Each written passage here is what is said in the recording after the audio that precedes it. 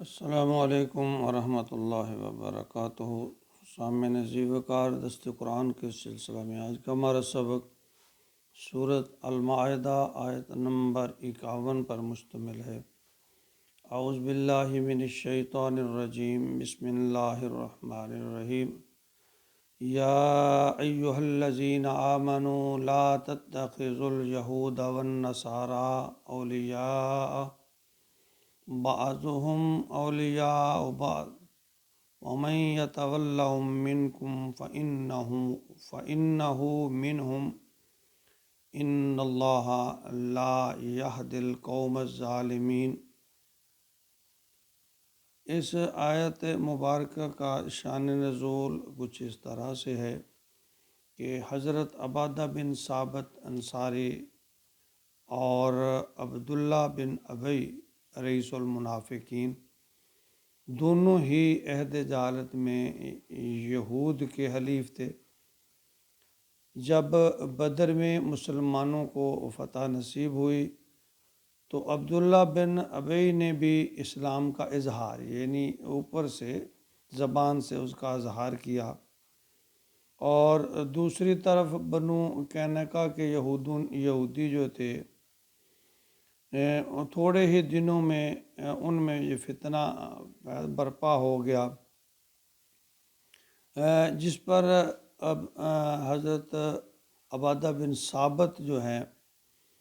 انہوں نے یہودی جو تھے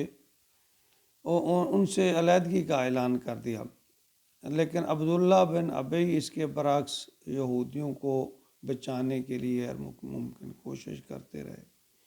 تو یہاں یہ آیت جو ہے اسی بارے میں نازل ہوئی۔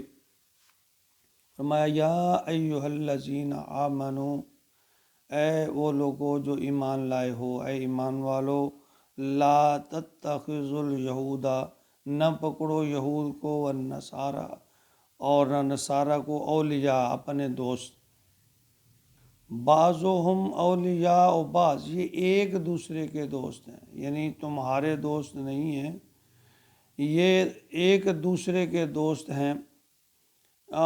شروع میں تو یہود و نصارہ میں کافی اختلافات رہے، لیکن قرآن مقدس کی یہ پیشین گوئی اس دور میں آ کر پوری ہو رہی ہے کہ یہود و نصارہ جو ہے، اس سے قبل تو وہ وَأَغْرَقْنَا بَيْنَهُمُ الْعَدَاوَةَ وَالْبَغْضَاءَ إِلَىٰ يَوْمِ الْقِيَامَةِ۔ اس آیت نمبر 14 میں یہ فرمایا گیا کہ ہم نے ان کے مابین عداوت اور بغض کی آگ بھڑکا دی، یعنی یہود و نصارہ کے درمیان۔ کافی عرصہ تک رہے وہ اسی طرح، آپس میں کچھ تو خون کی ہولیاں کھیلتے رہے، جنگیں ان میں ہوتی رہیں، لیکن یہ جو الفاظ ہیں بعضهم اولیاء و بعض، یہ پیشین گوئی اب یوں سمجھ لیں کہ 20ویں صدی میں آ کے پوری ہو رہی ہے کہ عیسائی اب یہودیوں کے لیے پشت پناہ بنے ہوئے ہیں، کیونکہ ان کی ساری معیشت جو ہے وہ یہودیوں کے زیر تسلط ہے، عیسائیوں کی جو معیشت ہے وہ یہودیوں کے قبضے میں ہے، اور اب یہودیوں اور عیسائیوں کا یہ جو گٹھ جوڑ ہے وہ اسلام دشمنی پر اترا ہوا ہے۔ وَمَن يَتَوَلَّهُم مِّنكُمْ، اور تم میں سے جو کوئی بھی ان کی طرف لوٹے گا، ان کی دوستی رکھے گا، فَإِنَّهُ مِنْهُمْ، انہی میں سے ہوگا۔ یعنی اللہ نے یہاں سخت وعید فرمائی کہ جو کوئی ان کے ساتھ دوستی کرے گا، ان سے نصرت مدد طلب کرے گا، تو وہ یوں سمجھ لیں وہ انہی میں سے ہوگا۔ ان اللہ لا یہدی القوم الظالمین، اللہ فرما رہے ہیں کہ یقیناً اللہ ایسے ظالموں کو ہدایت نہیں دیتے۔ لیکن افسوس کا مقام ہے کہ اکثر مسلمان ممالک کی جو خارجہ پالیسی ہے یا ان کی پالیسیاں ہیں، ان کا جھکاؤ غیر مسلموں کی طرف ہے، اور غیر مسلم نے ایک بہت بڑی سازش کے تحت تمام مسلمان ممالک کو آپس میں لڑا کر، ان کو ڈیوائیڈ کر کے ان پر حکمرانی کر رہا ہے۔ گرچہ اسلامی ممالک کے پاس معدنیات، تیل اور چیزوں کے ذخائر اور ہر طرح کی عسکری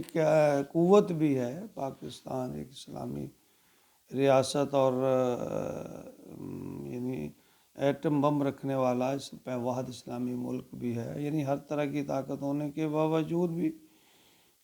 بزدلی ہے اسلامی ممالک میں، اور اس کا فائدہ غیر مسلم اٹھا رہے ہیں۔ لیکن ایک بات ذہن میں رکھیے کہ یہاں اسلام کا جو ایک طریقہ ہے کہ رواداری، حسن سلوک، یا ان کے ساتھ اگر کوئی معاہدہ کر رکھا ہے، اس سے منع نہیں کرتا اسلام اگر ان سے کوئی کاروبار ہے، البتہ انہیں اپنے قابل اعتماد دوست نہیں سمجھنا چاہیے۔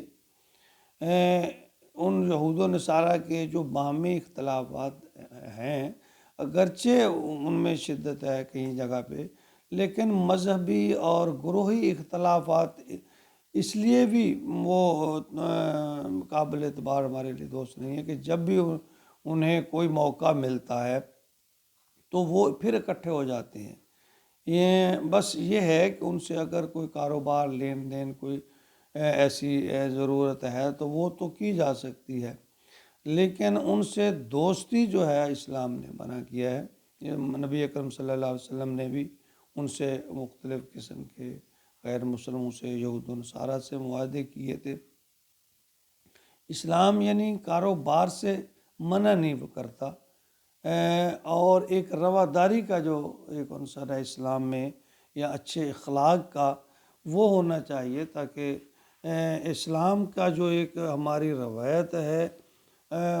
وہ ہمیں برقرار رکھنی ہے۔ بخاری شریف کی حدیث نمبر 6170 میں فرمایا کہ آدمی کا انہی کے ساتھ حشر ہوگا جن سے اس کی دوستی ہے، یعنی قیامت کے دن وہ اپنے ان دوستوں جن کے ساتھ ان کا تعلق ہے، بیٹھنا اٹھنا جن کے ساتھ ان کی دوستی ہے، انہی کے ساتھ اٹھایا جائے گا۔ اور ترمذی شریف میں 3318 نمبر پہ فرمایا کہ یہود و نصارہ کو دوست نہ بناؤ،